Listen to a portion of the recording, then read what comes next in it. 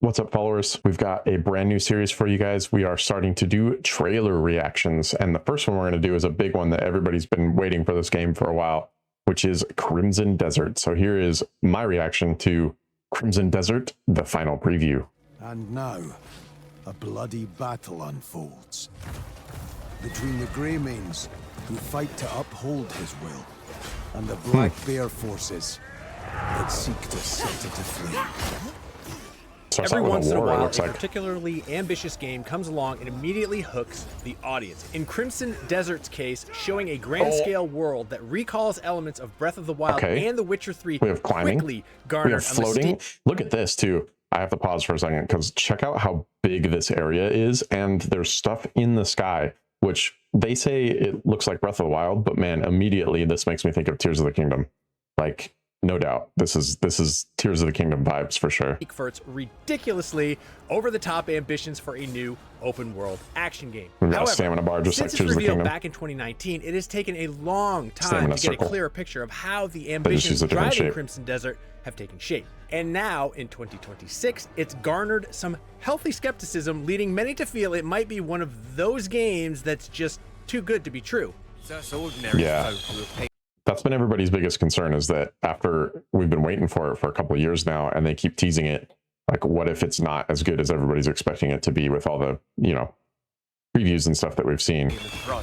Thankfully, with the now firm March 19th release date fast approaching, we have some extended hands-on time with developer Pearl Abyss's large-scale single. Look how big the area behind him on here is too. And like they were saying, March 19th on this one, you guys, which I think by the time this video goes live, it'll be the 10th. So that's less than 2 weeks away, only about 9 days. So player action game. After diving into the opening hours of this grand scale sword and sorcery adventure, we got to see just how detailed and vast the world of Crimson Desert is in real time, and what sorts of yo, he's wearing a COVID mask. What's up with the COVID mask, dude? Oddball quests and brutal combat encounters are to come in protagonist Cliff's adventures across Pywell. Hello? Tears of the Kingdom opening? Hello? It's literally the same opening as Tears of the Kingdom had. Crimson Desert focuses on the story of wandering warrior Cliff, a member of the Greymane faction that seeks to keep the continent of Pywell safe during harsh times. But after a ruthless warlord decimates much of his crew, Cliff himself is seemingly killed in battle. The fire actually looks pretty decent. But he's soon resurrected by mysterious new allies that come from the sky realm known as the Abyss. Now tasked with rebuilding the Greymanes, he'll recruit new and returning members to his cause, push the limits of his newfound powers, and directly confront a civil war and a malevolent force that's threatening the balance of the world. Yeah, that's literally a COVID mask. Be much help on my own. Originally planned as a direct prequel to the MMORPG Black Desert Online, Crimson Desert is now a standalone adventure set in the same universe. I never played Black Desert Online, just so you guys know. I tried to play the Black Desert mobile game a little bit, and it was like an autoplay game, so it would play itself for you, which was no fun, honestly.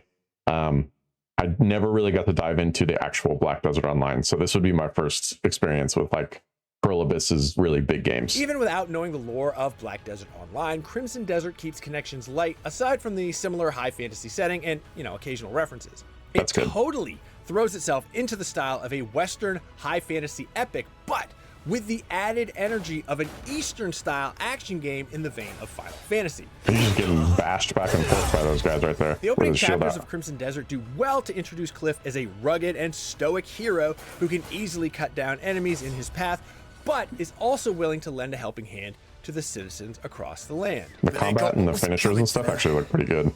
All thanks to you. Though much of the footage we've seen showcased the grand spectacle and ludicrous action in Crimson Desert, our hands-on time largely focused on the more laid-back tutorial. Was that, I wonder if that was like an Assassin's Creed type tower where you have to go climb it to open the map up. That's kind of what it looked like, and like the little light was like guiding him over there, but we'll have to see. That in the Hernand region of Pywell. We had played Crimson Desert 3 times. What is that? Was that a dragon? In the Hernand region of Pywell.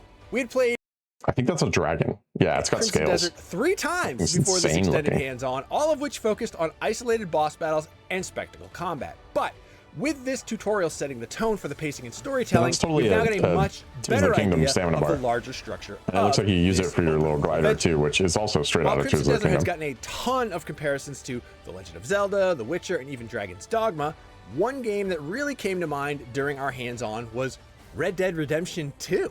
Despite Really? what we've seen before about how fast you navigate the massive world, at ground level, there is a surprising focus on navigating its densely populated areas with care and attention. We spent a lot of time just wandering the back alleys, interacting with people going about their day, finding new shops and cooking recipes, and even uncovering optional activities that do a good job of making the world feel bustling and lived in. What is bro doing? Oh, okay, never mind. I thought it was about to get Some real of our sus there for a favorite second. moments from the opening hours came from seeing what sorts of side quests the townsfolk would pull us into. So he compared it to Red Dead Redemption, but it definitely feels more Witcher to me. It feels like Witcher 3 with, you know, a sprinkling of Tears of the Kingdom. I'm interested to see if there's some kind of like elemental interactions, because that was a big thing that made Tears of the Kingdom really fun, was how you had to learn how different elements and different abilities that you got that use those elements interacted with other parts of the game. In one instance, we encountered a man who fell from his roof and needed help with cleaning his chimney. And that is exactly what we ended up doing for this side quest. We climbed up on the roof, positioned ourselves on the top of the chimney, and used our newly acquired... Wait, This the side broom quest, was we in climbed up on the the roof, weapon wheel, positioned ourselves on the top of the chimney, right? I wonder if you can use the broom to attack people. and used our I didn't newly give us acquired stats broom for it to or clear out anything the that I gunk saw, but to help the cool. husband get some relief. Maybe we can smack some dudes down with a broom. Done me a huge favour there. Would you come off it, woman? Look at him. Despite the tone and action being serious, we were pleased to see how much humor and quirkiness were packed into Crimson Desert's opening hours. That's there are good. plenty of enemy bases to topple, but we also spent some time playing some back alley games of rock, paper, scissors with the local ruffians. Let's play rock, paper, scissors. That sounded like an AI voice, and that concerns me, because if they used AI generation for any voices, then where else could they have used it, right? And did they use it in the correct way where it saves them time but doesn't feel like it turns the game into slop? Or did they use it and it turned the game into slop in certain areas? We will have to find out when we get to play it. No crying if you lose. There's even a quest that had us rescue an abducted sheep to cheer up an upset child, and seeing the very serious Cliff engage in such activities was much more amusing than we expected. Now is this the friend you were looking for? Woolly? That's not Woolly. Woolly's got a fluffier tail. Yeah, Wooly's got a fluffier tail, dude. Cliff begins his journey with a fairly modest skill set and knowledge of the world, and as in traditional Wait, so on the bottom right here, it says, that will have profound effect on the fate of your world. I wonder if we're going to be able to affect the world in a way, like helping a certain faction changes how the world exists over time, similar to, you know, older games like Fallout and then a couple of other ones where, depending on the choices that you make throughout the game, the world changes. I'd be very interested to open see world action games, if the that ends up larger happening. pull of Crimson Desert will be to expand his abilities and insight. When you pick up quest That looks like a friggin' fast travel item of some kind. Like it looks like a warp gate, essentially. information, recipes, and even bounty notices for roaming targets, Look at all those sky islands too. There's 1, 2, 3, like 4 big clusters of sky islands, maybe some more on the right there even too, that we can see here. Cliff will expand his knowledge and fill out his records of all the wildlife characters and important events. He's of the carrying a world. bunny. We were impressed to He's see carrying my ass how around. much was packed into this comparatively modest Wow. section of the massive game world.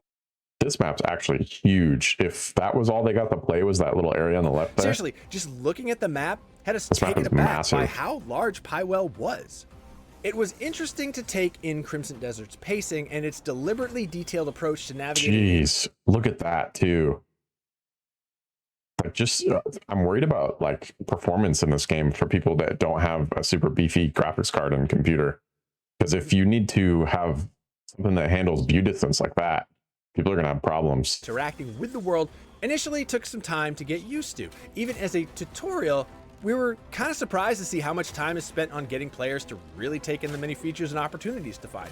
These guys Granted, get paid it is to like very hype much up in the vein game of more Red than Dead anything. I Redemption wonder if 2's there's movement performance issues at interaction, all. but admittedly, we felt overwhelmed by just how much you could interact with.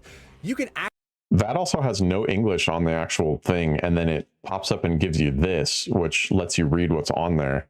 But it's interesting that, you know, they have a non-English like language as the main language for stuff like this, like a wanted poster, and then it just pops up a UI to tell you what's on it. That's a little, I don't know, that feels a little jank to me. Go up to nearly all citizens to greet them, or that guy's huge. Even rob them, provided you have a mask. It's literally a giant. We don't even stand up to his waist, it looks like. Despite the range of activities, Crimson Desert is also a combat-heavy game, and even with Cliff's limited skills, the battles you can get into are quite brutal to see unfold. The like auto lock with the melee is pretty sick. He hit behind him and then in front of him. City. Still, eventually things took a turn when rival knights and other faction leaders started looking to get a piece of Cliff. The mini boss battle against Matthias was a particularly thrilling fight, and even as one of the early encounters, it did a good job of showing how visceral the battles can get.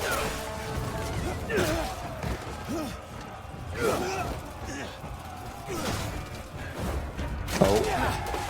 Okay, so that was a quick time event right there, which I'll be honest, I'm not a big fan of quick time events in most games, unless they're only in a cutscene. They make a cutscene more exciting, for sure, if you get to actually press some buttons.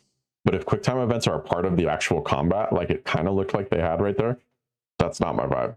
So we'll see what they do with that. Hopefully QuickTime events are just in cutscenes or just in, you know, scenes in between actual combat.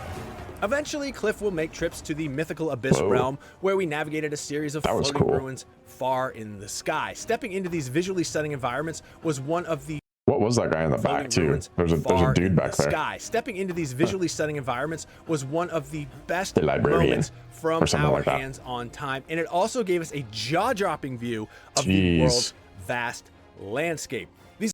Yeah, this is huge, and look at the snowy mountains. I'm assuming you can go up to some of those. There are also segments that introduce the new Abyss powers in some puzzle platforming challenge.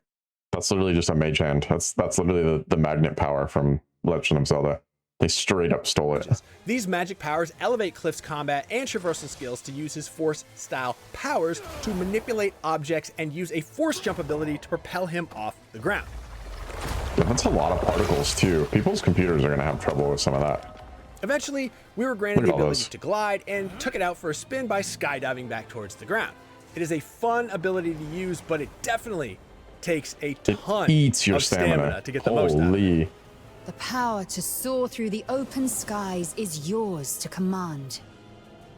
Throughout the game, Cliff will acquire Abyss Catalysts, which will serve as skill points to upgrade stats and unlock new abilities. These upgrades include improved jumping and more combat skills, such as a suplex and more advanced sword strikes. In addition to exploring towns and the surrounding wilderness, we also get to see the early goings-on of the Greymane faction system, which focuses on some kind of management system. Okay, so there is factions and gaining new resources. Though we weren't able to see it evolve much, it was impressive to see that it's actually a full-fledged management system. I like the diorama style view they've got going on here. Management systems are not usually my favorite thing, but if it's not like Gwent, like in The Witcher 3, where it's a separate system that you can interact with or not interact with, then people will be forced to do the management stuff, which may not be the vibe for most people that are coming here to play an action RPG. To grow as you explore the world. We really enjoyed the flow and action in Crimson Desert, and completing the tutorial was a solid onboarding to the larger adventure ahead.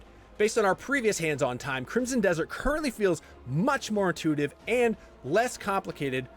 Did you see the animation of the guy in the back standing up and then stopping for a second and then walking away? Crimson Desert currently feels much more intuitive and the worst looking thing in most games. Controls. Still, it had the recurring issue of being too complicated for its own good, with its systems trying to cram actions and features into a fairly limited set of submenus and combinations. For instance, you'll often have to manually equip key items and gear to activate some prompts, which can feel cumbersome.